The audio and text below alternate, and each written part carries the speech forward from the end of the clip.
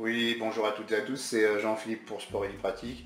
Et bien aujourd'hui je voudrais vous présenter le multicuiseur Cookéo, puisque c'est un appareil que j'utilise beaucoup pour faire mes recettes. Donc je voudrais vous le présenter, que vous appreniez à le connaître un petit peu plus. Donc là, il faut savoir que des Cookéo, il en existe plusieurs formes. Vous avez celui-ci qui est le Cookéo classique. Et puis vous avez maintenant le Cookéo avec clé USB.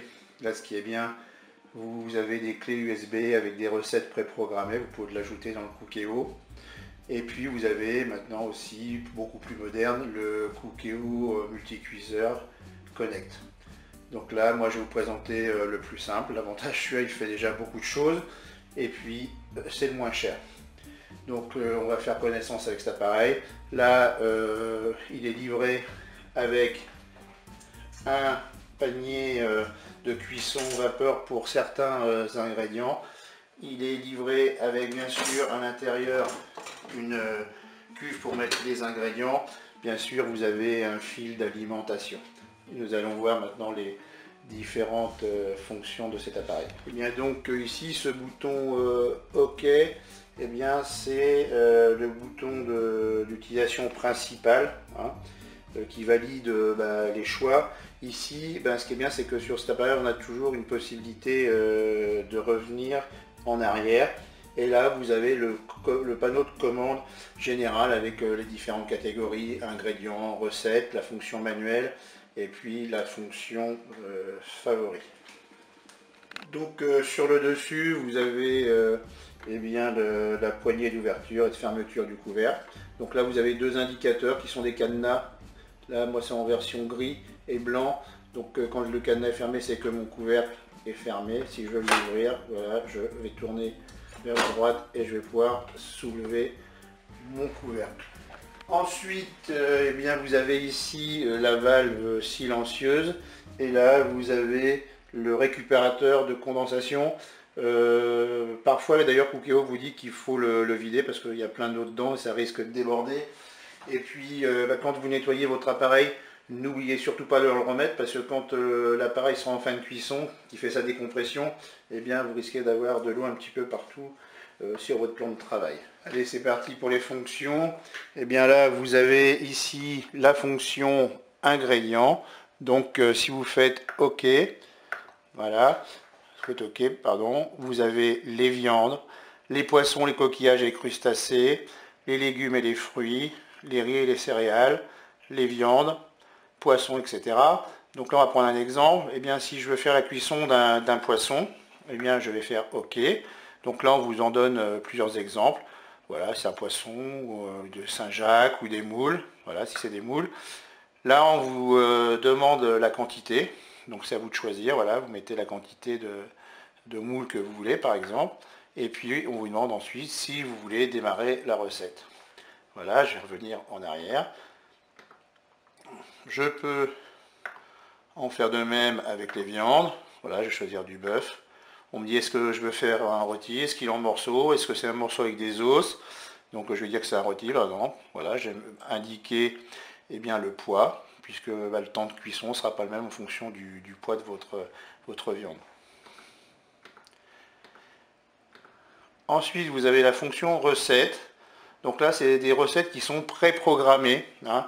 Vous avez juste à suivre les instructions. On vous donne les quantités qu'il faut. Il n'y a plus qu'à faire exactement ce qui est marqué sur l'appareil.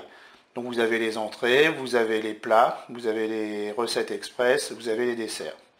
Allez, on va prendre par exemple un plat. Donc blanquette de veau par exemple. Vous indiquez le nombre de personnes, donc ça va de 2 à 6 personnes. Hein, d'accord? Donc 6 personnes. On vous donne le temps de préparation là, qui est de 5 minutes, le temps de cuisson qui est de 20 minutes. Hein, donc on fait OK. On vous donne la liste des ingrédients. Donc il n'y a plus qu'à suivre. Là il faut 1,2 kg par exemple de veau coupé en cubes, des oignons, etc. Donc je fais OK. Et après on vous demande si je veux démarrer la recette. Eh bien je fais oui. Je reviens en arrière.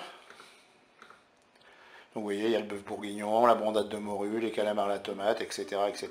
Il y a quand même pas mal de recettes préprogrammées. Nous allons venir sur la fonction manuelle avec différentes fonctions. Donc là, l'appareil, il a plusieurs fonctions, effectivement. La cuisson rapide, c'est-à-dire que voilà, on va cuire sous pression, comme une cocotte minute un petit peu. Là, l'avantage, c'est que les temps de cuisson sont beaucoup plus rapides. Vous avez la fonction dorée. Donc une fois que je fais fonction dorée, et bien là, vous allez pouvoir utiliser votre Cookéo comme, je dirais, une poêle ou un faitout. Vous allez faire revenir vos ingrédients.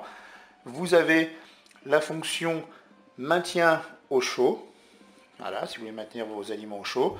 Et vous avez, si votre recette, votre plat est froid, réchauffer. Je vais revenir sur la cuisson rapide. Donc là, vous choisissez le temps. Vous avez deux possibilités. Soit vous avez le départ immédiat, soit le départ différé. Donc départ immédiat, tout le monde a compris. On cuit tout de suite.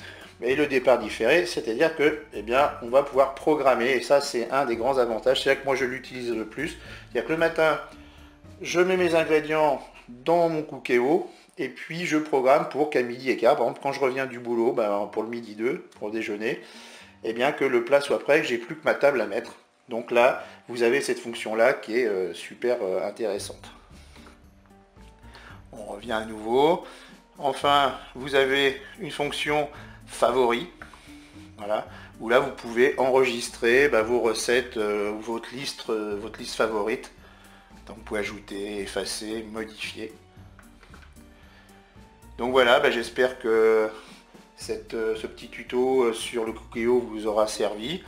Voilà, pour éteindre, ça va être très simple. On va sur le petit interrupteur en bas, ici, violet. On fait OK pour éteindre. Voulez-vous éteindre votre appareil? C'est oui. Et là-dessus, je vous laisse et j'espère que je vous retrouverai bientôt pour d'autres tutos. Si vous avez des questions sur le fonctionnement, n'hésitez pas par le biais des commentaires de me les poser. Je me ferai un plaisir d'y répondre.